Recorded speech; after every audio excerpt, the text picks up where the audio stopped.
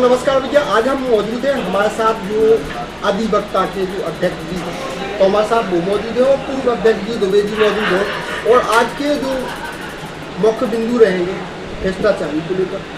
आज भ्रष्टाचारी चरम सीमा पर है और आए दिन जो लोकायुक्त की टीम के छापे भी चल रहे हैं, फिर भी भ्रष्टाचारी चल रही है और रुकने को नाम नहीं ले रही। इस संबंध में चर्चा हुई है और भ्रष्टाचारी को किस प्रकार से इस पर लगाम लगना चाहिए, इस संबंध में हमारे साथ भट्टी साहब है, वो बताएंगे, और दुबे जी हैं, वो भी बताएंगे कि इनको किस प्रकार से रोका जाए। क्योंकि जो किसान है, आमजन है, भ्रष्टाचारी को लेकर परेशान है, जगह जगह परेशान है।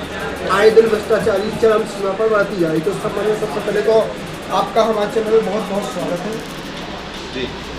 तो जैसे आप बताएं कि आज जो आए दिन भ्रष्टाचारी हो रही, आज लोकायुक्त के कई दिन से छापे कर रहे हैं, लोकायुक्त की पकड़ भी रही इन लोगों ने, फिर भी भ्रष्टाचारी होने का नाम नहीं ले रहे। तो आप इस संबंध में आप क्या करें? उसके संबंध में हमारा ये कहना है कि जो भ्रष्टाचार है सब जगह, ये कोई समस्या नहीं है, एक सोच है आदमी की। एक आदमी अगर अपनी सोच बन ले, राजनीतिक इच्छा शक्ति अगर काम करे, सारे कर्मचारी सब सोचे आपका पर्याप्त तनख्वाह मिलती है, लेकिन पैसे की अभी भूख बढ़ गई कि आदमी को नियम अनैतिक कार्य करके पैसे को अर्जित करना चाहता है, किसी नौकरी करे। ये जो आर्थिक तुरंता है, इसमें आदमी बराबरी करना चाहता है और फिर आदमी ये नहीं दिखता कि गलत तरीके से कमा रहा है या सही तरीके से कमा रहा है। तो आदमी को अपनी सोच बदलने की जरूरत है। जैसे कि भ्रष्टाचारी, जैसे अभी लोकायुक्त से आ गए कि उन्होंने कई अधिकारियों को पकड़ा, कई अधिकारी उनके चंगुल में पकड़े गए, पैसा लिए पकड़े गए या कुछ पकड़े गए। तो इनके लिए और क्या नियम अपनाना चाहिए, जो शासन है उसको क्या नियम है अपना? जैसे कि अभी अगर ये लोग भ्रष्टाचारी की दलदल में, ऐसा तो है नहीं कि पहली बार फंसे, आगे भी लोगों ने भ्रष्टाचारी करी होगी, जब चरम सीमा पर पहुंची तो लोग फंसे हो, तो इनको शासन को और कौन से नियम ऐसे अपनाना चाहिए कि जिससे भ्रष्टाचारी रोक सके? इसके साथ पहले तो आदमी को हमने बताया ना कि आदमी को, हर व्यक्ति को स्वयं सोचना पड़ेगा किससे हमें दूर रहना, तब तो ये संभव है। बाकी तो आप देख रहे हैं कि लोग लोकायुक्त के बारे छापे मार रहे हैं, लगातार कार्रवाई कर रहे हैं, कहीं पकड़े भी जा रहे हैं, फिर भी आदमी बंद नहीं कर रहा। हम तो कुछ दिन पहले सुनने में आया था कि CBI वाले भी पकड़ेगा। इतनी बड़ी बड़ी संस्थान से अधिकारी पकड़े जा रहे हैं, अब क्या इसके लिए तो हर व्यक्ति को सोचना पड़ेगा कि सही तरीके से काम करें। सरकार को इस पर जरूर करना चाहिए। जैसे कि छोटे छोटे अधिकारी हैं, कर्मचारी हैं, की प्लाट है, गाड़ियों से घूम रहे हैं, वेतन चाहे उनकी 10,000 क्यों ना हो, तो इसमें क्या कदम उठाना होगा? अब इस पर क्या करें? शासन को क्या इस पर कदम उठाना होगा? शासन ही तो करता है, कुछ नहीं रहा। शासन अगर मुझे क्या है कि राजनीतिक इच्छा शक्ति है तो दृढ़ होना चाहिए। जो अपने बीच में नेता लोग हैं सब, उनको सोचना चाहिए इस बारे में। अगर वो लोग पहले कहेंगे ठीक है ना, ऐसा नहीं करना पड़ेगा, बंद होगा, सभी लोग एक साथ सोचना से निकलना है, क्योंकि अब कहीं ना कहीं भुगतना तो सभी को पड़ता है।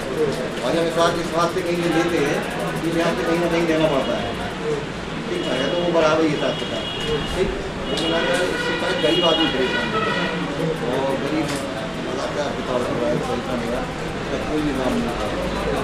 तो इस संबंध में हमारे साथ मौजूद है पूर्व अधिवक्ता संघ के अध्यक्ष जी हैं, वो भी बताएंगे कि आखिर क्या कदम शासन को उठाना चाहिए और क्या नहीं। तो सबसे पहले आपका भी बहुत बहुत स्वागत है हमारे चैनल में। धन्यवाद। देखिए, सबसे पहले हमें विचार इस बात पे करना पड़ेगा कि ये भ्रष्टाचारी या रिश्वतखोरी बढ़ती क्यों, होती क्यों है? क्योंकि व्यक्ति की समझ में ठीक नहीं। तो बताएं, जैसे कि अभी आपने देखा है कि जो अभी एक टीम है, सागर की टीम है, तो उसने अभी भी पकड़ी है, कुछ लोग पकड़ी है। और आए दिन आप देख रहे हैं कि जब घटनाएं होती है, लोकायुक्त की टीम आई, रंगे हाथों से पकड़ा। तो आखिर इस पर वकील साहब क्या कदम उठाना चाहिए सरकार को? आपके क्या विचार है इसमें, कैसे कम होना चाहिए इसमें? इस संबंध में हमारा ये निवेदन है कि प्रशासन को सख्त होना चाहिए। जो हमारी एजेंसीज हैं उनको इतना ज़्यादा एक्टिव करना चाहिए कि जो अधिकारी कर्मचारी पैसा लेते हुए, रिश्वत लेते हुए अगर पकड़ा जाए तो उसको जो है प्रोसिक्यूट करना चाहिए, उसके खिलाफ कार्रवाई करना चाहिए। जैसे वर्तमान में हम देख रहे हैं कि अभी 1-2 दिन पहले कोई फूड इंस्पेक्टर 10,000 रुपये की रिश्वत लेते हुए गिरफ्तार हुआ। जब मीडिया के माध्यम से ये बात लोगों के बीच जाती है तो ऐसे कर्मचारियों को टर्मिनेट करो और इमीडिएट कोर्ट के माध्यम से उनको जो है प्रोसिक्यूट करके उनको नौकरी से डिसमिस या जब उनकी सजा याफ्ता होंगे तो लोगों में एक पब्लिक में भय व्याप्त होगा। वर्तमान में हमारे ग्राम पंचायतों में भी जैसे जो पंचायतों में ये जिसका नाम सचिव होते हैं ना, या रोजगार गारंटी के जो कर्मचारी होते हैं, इन लोगों को भी हमारे कलेक्टर टीकमगढ़ ने अभी नौकरी से टर्मिनेट किया है। तो जब प्रशासन जो है आपका मजबूत तरीके से दंडित करेगा, लोगों को टर्मिनेट करेगा, नौकरी से भगाएगा, तो जल्दी जल्दी उनके मामलों का निराकरण होगा।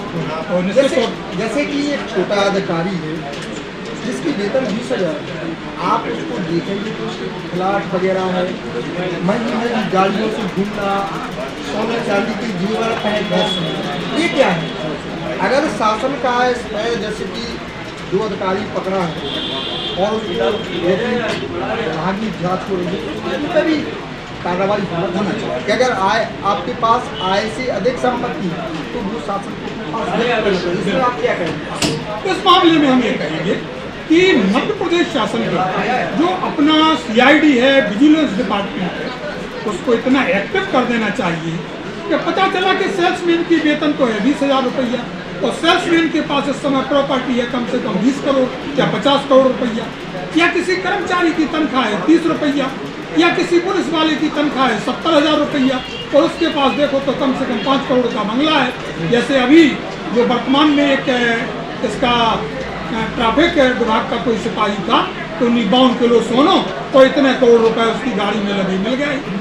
तो ऐसे लोगों की संपत्ति को देख करके विजिलेंस डिपार्टमेंट को एक्टिव करना चाहिए और उसके माध्यम से लगातार जिन लोगों के पास ऐसी आमदनी दिखाई देती है उन पर छापा डालें, उनकी प्रॉपर्टी को जब्त करें, राजसात करें और उनको प्रोसिक्यूट करें। जब प्रशासन जंप होकर कार्रवाई करेगा तो लोगों में भय व्याप्त और कार्रवाई होना चाहिए। हम इसका जो है समर्थन करते हैं, सहयोग करते हैं और इस समय जो है मध्य प्रदेश शासन के मुख्यमंत्री का भी रुख इसी दिशा की ओर है कि भ्रष्टाचार पर नियंत्रण किया और राजस्व विभाग और पुलिस विभाग पर नियंत्रण करना चाहिए और भ्रष्टाचार की जहाँ शिकायत मिले उनके खिलाफ सख्त कार्रवाई। तो हमारा जो मध्य प्रदेश शासन से अनुरोध है कि अधिकारी की जो संपत्ति है उसको दर्ज होना चाहिए, उसका पता चलना चाहिए कि अधिकारी के पास कितनी संपत्ति है, कितने दिन उसने सर्विस की, कितनी उसकी वेतनमान है, ये सब चीज़ें एक जांच का विषय है।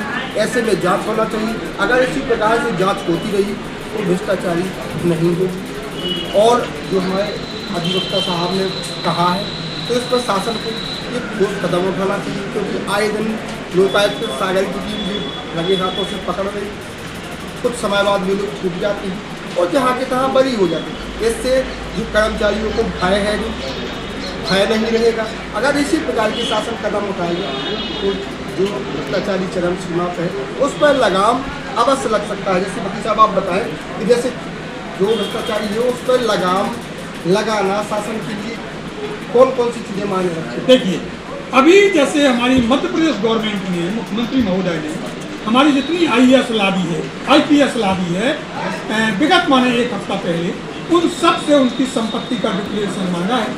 अभी जैसे IAS IPS का मांगा है, अब PCS का मांगे, तो मैं तो समझता सब कर्मचारियों के ऊपर उन्हें लागू कर देना चाहिए कि आप बताएं, ओपन करें आपकी कितनी प्रॉपर्टी है, और जब उनकी प्रॉपर्टी के संबंध में जांच होगी तो जो जांच से अधिक प्रॉपर्टी पाई जाए तो निश्चित तौर पर उस कर्मचारी को सस्पेंड करें, टर्मिनेट करें। लगाम का एक तरीका ये है। दूसरा, जैसे कि एक छोटा पटवारी है, छोटी पटवारी छोटा होता है, तो अगर उनकी भी जांच की जाए तो उनके पास आय से अधिक संपत्ति आय से अधिक मिलेगी, ऐसा हमारा मानना है।